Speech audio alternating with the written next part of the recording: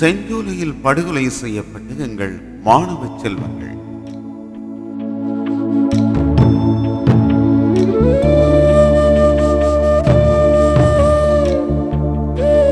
தமிழரின் நீண்ட சோக வரலாற்றில் 2006 ஆவணி 14 ஈனப்படைகளின் ஈவிரமற்ற தாக்குதல்களால் பரிதாபமாக கொல்லப்பட்ட 61 பிஞ்சுகளின் குருதியால் எழுதப்பட்டுள்ளது. 4 மாத பச்சிளம் குழந்தையை கண்முன்னே துடிக்க துடிக்க சுட்டுக் கொல்லும் வெறிபிடித்த சிங்கள ஆக்கிரமிப்பாளர்களுக்கு இது ஒரு பொருட்டாக இல்லாது போனாலும் அழுது அழுது ஆற முடியாமல் அகதிகளாய் அலையும் தமிழினத்தால் இதை தாங்கிக் கொள்ளும் சக்தி இல்லை என்றே கூற வேண்டும். முல்லைத்தீவு மாவட்டம் வள்ளிபுரத்தில் செஞ்சோலை சிறுமிகள் இல்லத்தின் வளாகம் ஒன்று உள்ளது. இந்த வளாகமே கடந்த 2006 ஆவணி 14 திங்கட்கிழமை காலை 7 மணியளவில் கண்மூடித்தனமான வான் தாக்குதல்களுக்கு இலக்கானது. பேரினவாத படைகளின் 4 அதிவேக யுத்த விமானங்கள் மிலேச்சத்தனமாக வீசிய 16 குண்டுகளும் 61 பாடசாலை மாணவிகளின் உயிர்களை பறித்ததுடன் 155க்கும் அதிகமான மாணவிகள் படுகாயமடைந்தனர்.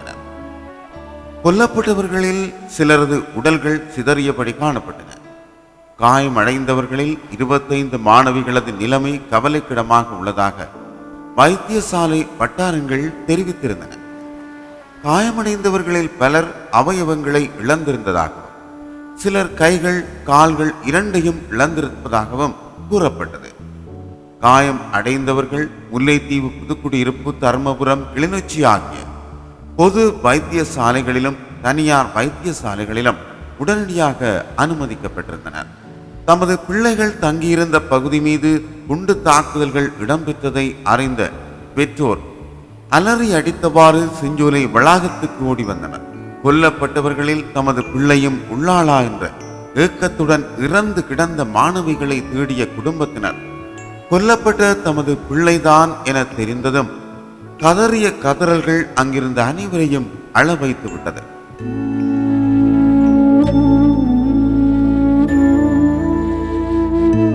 பத்து நாளும் என்னால விட்டுட்டு இருக்கலாதண்டு முதலில் மாட்டு நின்றுதான் சொன்னான். ஆனால் நல்ல விஷயம் என்று எல்லாரும் சொன்னதால் தான் விட்டு நான் கடைசியில இப்படியா போச்சு என தலையில் அடித்து கதறிய தாய் ஒருவர் தன் மகளை தூக்கி வீட்ட போவோம் என கேட்டதும் அனைவரும் கதறி எழுந்தனர். செஞ்சோலை வளாகத்தில் அப்பாவி மாணவிகளை தரிகட்ட சிங்கள படை கொன்றது மாத்திரமல்லாமல் கொல்லப்பட்டவர்கள் விடுதலை புலிகள் இயக்கத்தில் உள்ள சிறுவர் போராளிகள் என கூறி வெளி உலகுக்கு உண்மையை மூடி மறைக்க இனவெறி அரசாங்கம் முயல்வது அனைவரையும் ஆத்திரமடைய செய்தது. செஞ்சோலை வளாகம் புலிகளின் பயிற்சி முகாம் எனவும் அங்கு சிறுவயது போராளிகளை இருந்ததாகவும் கூறி தமது விமானம் ஒன்று எடுத்த படம் ஒன்றையும் காட்டியுள்ளன இந்த படைகள். இதைவிட ஒருபடி மேலே சென்ற பேரினவாத அரசின் அமைச்சரும் பாதுகாப்பு நிலைவரம் தொடர்பாக பேச வல்லவருமான கெகலிய ராம்புக்குல கொல்லப்பட்டது சிறுவயது போராளிகள். அரசுக்கு எதிராக செயல்படும் எவராயினும், அதாவது வயது பால் வேறுபாடின்றி கொள்வோம் என தமது அரசும் இனவெறி பிடித்து அலைகிறது என்பதனை பறைசாற்றினார். ஆனால் சம்பவ இடத்திற்கும் வைத்தியசாலைகளுக்கும் நேரடியாக சென்று விசாரணைகளை மேற்கொண்ட போர் நிறுத்த கண்காணிப்பு குழுவும் யுனிசெப்பும் கொல்லப்பட்டவர்கள் அப்பாவி மாணவர்கள் என்பதை வெளிப்படுத்தியது. எனினும் தனது பொய் பிரச்சாரத்தை முன்னெடுத்து வந்தது அரசு. மஹிந்த ராஜபக்ச ஊடக நிறுவனங்களின் பிரதிநிதிகளை அழைத்து இந்த பொய்யை மீண்டும் கூறியிருக்கிறார். வீரம் வீசும் எங்கள் தேசத்தில் இதேவேளை இந்த தாக்குதல்களுக்கு பழிக்கு பழி வாங்கி விடுவார்கள் என்ற அச்சத்தில் தெற்கில் உள்ள பாடசாலைகள் மூடப்பட்டன. அப்படியானால் அங்கே வள்ளிபுரத்தில் கொல்லப்பட்டவர்கள் அப்பாவி தமிழ் மாணவிகள்தான் என்பதனை அரசு மறைமுகமாக ஏற்றுக்கொண்டது என்பதை எவரும் இலகுவில் புரிந்து கொள்ளக்கூடியதாக இருந்தது. 10 நாள் பயிற்சி பட்டறை உண்மையில் கொல்லப்பட்டவர்கள் யார், ஏன் அங்கு கூடியிருந்தார்கள், காலை 7 மணிக்கு அவர்கள் என்ன செய்தார்கள்? முல்லைத்தீவு மாவட்டத்தில் உள்ள வள்ளிபுரம் மக்கள் குடியிருப்புகள் நெருக்கமாக உள்ள பகுதி. குடா நாட்டிலிருந்து 1995 இடம்பெயர்ந்து வன்னிக்கு சென்றவர்களுக்கு இதை நன்கு உணர்ந்து கொள்ள முடியும். அங்குதான் செஞ்சோலை வளாகமும் இருந்தது. செஞ்சோலை வளாகம் என்றதும் நாயகத்தை சேர்ந்த அனைவருக்கும் நன்றாக தெரியும். இந்த வளாகத்துக்கு அருகில் பல நலன்புரி நிலையங்கள், வேறு பல சிறுவர் இல்லங்கள் என பல விழுந்தன. மனித நேய நடவடிக்கைகள் நிறைந்த ஒரு பகுதியே வள்ளிபுரம். இந்த செஞ்சோலை வளாகத்தில் செஞ்சோலை சிறுமியர் இல்லத்தை சேர்ந்தவர்களில் அந்த வருடம் ஜனவரியில் கிளிநொச்சியில் அமைக்கப்பட்ட புதிய வளாகத்துக்கு சிறுமியர்கள் சென்று விட்டனர். ஆனால் வள்ளிபுரம் செஞ்சோலை வளாகம் தொடர்ந்தும் செஞ்சோலை வளாகமாகவே இருந்தது. இங்கு வதிவிட பயிற்சி பட்டறைகள் நடாத்தப்படுவது வழமையானது ஒன்று. காரணம், ஏற்கனவே சிறுமியர் இல்லமாக இது செயற்பட்டமையால் மாணவிகள் தங்கியிருந்து பயிற்சிகளை மேற்கொள்வதற்கு வசதியாக இந்த வளாகம் இருப்பதே. அத்துடன் இந்த வளாகம் ஐநா அமைப்புகள் ஊடாக பயிற்சி பட்டறைக்கான இடம் என இலங்கை அரசாங்கத்தாலும் பதிவு செய்யப்பட்டிருக்கிறது. இதுபோன்ற பல காரணங்களால் இங்கே பல பயிற்சி பட்டறைகள் நடைபெற்று வந்தன. அதே போன்றதொரு பயிற்சி பட்டறை நடைபெற்றுக் கொண்டிருந்த போதே இலங்கை அரசின் விமானப்படை பூர தாண்டவமாடி தமிழரை துன்பத்தில் வாடவிட்டுள்ளது. செஞ்சோலை வளாகத்தில் காப்பூத்து உயர்தர மாணவிகளுக்கான 10 நாள் பதிவிட பயிற்சி நெறி நடைபெற்று வந்தது. இந்த பயிற்சி நெறியின் 3ஆம் நாளின் போதே இந்த அனர்த்தம் ஏற்பட்டிருக்கிறது. சமூக தலைமைத்துவ திறன்கள், முதலுதவி, பால் சமத்துவம், தன்னம்பிக்கையை கட்டியெழுப்புதல், வினை திறனுடனான நேர முகாமை மற்றும் குழு வேலை போன்றவற்றில் மாணவிகளுக்கு பயிற்சி அளிப்பதனை நோக்கமாக கொண்டே இந்த பயிற்சி பட்டறை நடைபெற்று வந்தது. இதன் போது கிளிநொச்சி, முல்லைத்தீவு மாவட்டங்களை சேர்ந்த 500 காப்பூத்த உயர்தர மாணவிகள் கலந்து கொண்டிருந்தனர் என தெரிய வந்தது. செய்தி கேட்டுக்கொண்டிருந்த மாணவிகளே அதிக அளவில் கொல்லப்பட்டனர். காலை 7 மணியளவில் மாணவிகள் ஒன்று கூடலுக்காக தயாராகி கொண்டிருந்தனர். அவர்களில் பலர் தற்போதைய யுத்த சூழ்நிலை குறித்து அறிய வானொலியில் செய்தியை கேட்டுக் கொண்டிருந்தனர். இதன் போதே விமானங்கள் வட்டமிட்டு 16 குண்டுகளை அடுத்தடுத்து வீசியது. செய்தியை கேட்டுக்கொண்டிருந்தவர்களே நேரடியாக தாக்குதலுக்கு இலக்காகினர். இதில் அதிகளவானோர் கொல்லப்பட்டதுடன் பலருக்கு பின்புறத்தில் மோசமான காயங்கள் ஏற்பட்டன.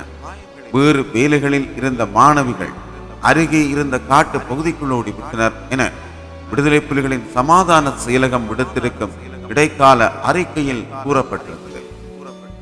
தீயில் இருந்தும் மின்னலில் இருந்தும் எவ்வாறு தப்புவது, அதே போல ரசாயன பதார்த்தங்களில் இருந்து எவ்வாறு பாதுகாப்பாய் இருப்பது, விமான தாக்குதல்களில் இருந்து எவ்வாறு தப்புவது, நாடகங்கள், இசை, நகைச்சுவை மூலமான தனிநபர் வெளிப்பாடுகள் போன்ற பயிற்சிகள் ஆசிரியர்களாலும் துறைசார் நிபுணர்களாலும் கற்பிக்கப்பட்டதாக அந்த அறிக்கை தெரிவித்தது. இதேவேளை இந்த பயிற்சி பட்டறை குறித்து தமிழீழ கல்விக் கழக பொறுப்பாளர் இளங்குமரன் கூறுகையில், இது ஒரு வருடாந்த பயிற்சி பட்டறை. கிளிநொச்சி கல்வி வலயத்தால் ஏற்பாடு செய்யப்பட்ட இந்த பயிற்சி நெறிக்கு பெண்கள் புனர்வாழ்வு மற்றும் அபிவிருத்தி நிலையம் நிதி உதவியையும் ஆதரவையும் வழங்கியது.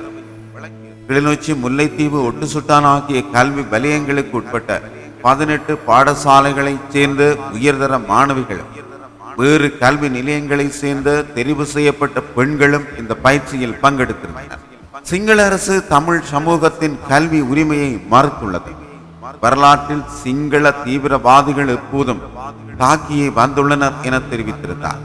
தமிழ் மாணவர்கள் திட்டமிட்ட முறையில் அளிக்கப்படுவது இதுதான் முதல் தடவையல்ல.